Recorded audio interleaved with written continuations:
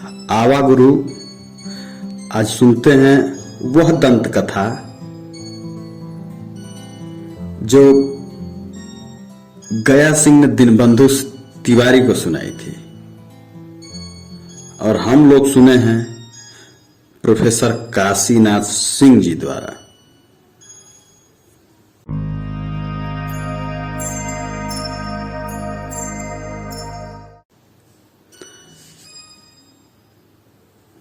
नमस्कार दोस्तों,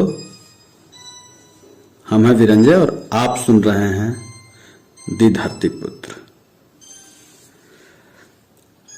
प्राचीन काल में इसी वाराणसी में एक समय ब्रह्मदत्त का पुत्र कुमार काशी नरेश हुआ। उसे बचपन से एक आदत थी मांस भक्षण की। खाने के लिए चाहे जो पकवान दे दो, अगर उसमें मांस नहीं तो सब व्यर्थ। उसका रसोइया नियम से प्रतिदिन उसके लिए मांस लाता, पकाता और खिलाया करता। एक दिन उससे असावधानी हो गई। कुमार के हिस्से का मांस उसी के पालतू कुत्ते खा गए। अब रसोइया परेशान, अब क्या करें? न खिलाए तो मारा जाए। वह भागा भागा श्मशान गया। उसे तुरंत का मरा हुआ मुर्दा दिखा। चुपके से उसकी जान का मांस काट लाया, पकाया और परोस दिया। राजा यानी राजकुमार ने जैसे ही एक टुकड़ा जीभ पर रखा, दंग रह गया। इतना सुरस, इतना मीठा और इतना स्वादिष्ट क्यों नहीं खाया था अब तक ऐसा मांस? रसोइया तलब किया गया। कुमार ने दुनिया भर की पूछताछ की उससे। यही मांस पहले क्यों नहीं पकाते थे? कहां से लाए थे? किस जीव का था? सच सच बता, नहीं तो जिंदगी नहीं रहेगी तुम्हारी। रसोइये ने सारी बात डरकर ज्यों की त्यों बता दी। कुमार बहुत खुश, बोला, आगे से मेरे लिए ऐसा ही मांस पकाया कर। जो मेरे लिए लाया करता था उसे स्वयं खा जाया कर। अब मुश्किल यह कि रोज कहां से आए मनुष्य का मांस। कुमार ने कहा, मेरा कारागार बंदियों से भरा पड़ा है। एक बंदी एक दिन, यह अनुपात रखो। धीरे धीरे कारागार खाली हो गया, एक भी बंदी नहीं बचा। मुश्किल फिर आन पड़ी। अब कुमार ने सोच विचार कर फिर रास्ता निकाला। ऐसा करो कि चौराहे पर खड़ा हो जाओ।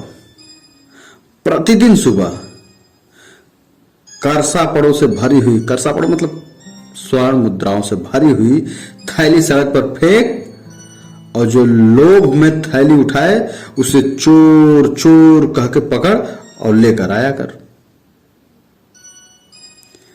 यह सिलसिला शुरू हुआ। कुछ ही महीने बीते थे कि पूरे जम्बो द्वीप में हाहाकार सुनाई पड़ने लगा। किसी का बेटा गायब, किसी की बहन गायब, किसी का पिता गायब, किसी की पत्नी गायब। ऐसा एक भी घर नहीं जिससे घर से कोई न कोई गायब न हुआ हो। त्राहि त्राहि मच गई। त्राहि त्राहि करती हुई जनता ने गुहार लगाई सेनापति के यहां। क्या है? दुर्ग से निकलकर उसने पूछा। जनता ने बिलखते हुए फरियाद की, इस राज्य में कहीं न कहीं कोई न कोई नरभक्षी चोर है स्वामी, उसे पकड़ें और हमारी रक्षा करें। सेनापति ने 7 दिन का समय लिया, चारों दिशाओं में अपने गुप्तचर छोड़ दिए। आखिर 7वें दिन पकड़ लिया गया चोर और वह भी रंगे हाथ। उसने 2 मकानों के बीच सकरी गली में एक युवती को मारा था।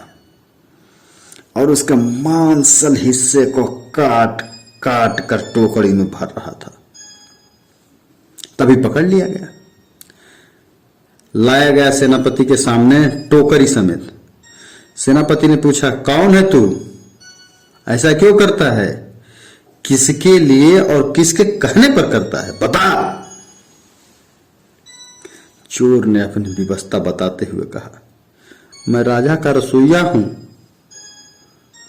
सेनापति ने पूछा, तू राजा के सामने बातें बोलेगा? हाँ, बोलूंगा।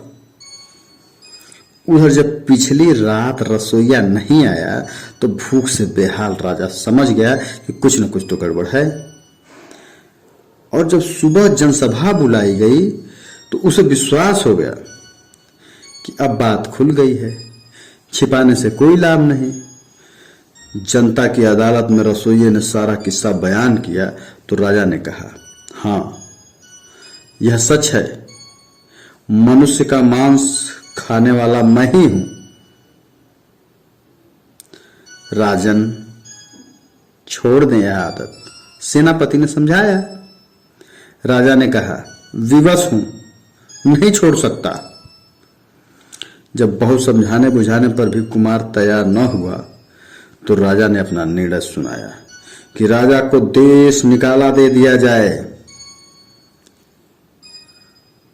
ठीक है, मैं जा रहा हूं, सिंहासन छोड़ते हुए कुमार बोला, लेकिन मुझे अपनी जीवन रक्षा के लिए एक खड़ग, मांस पकाने का बर्तन और एक रसोइया दे दें।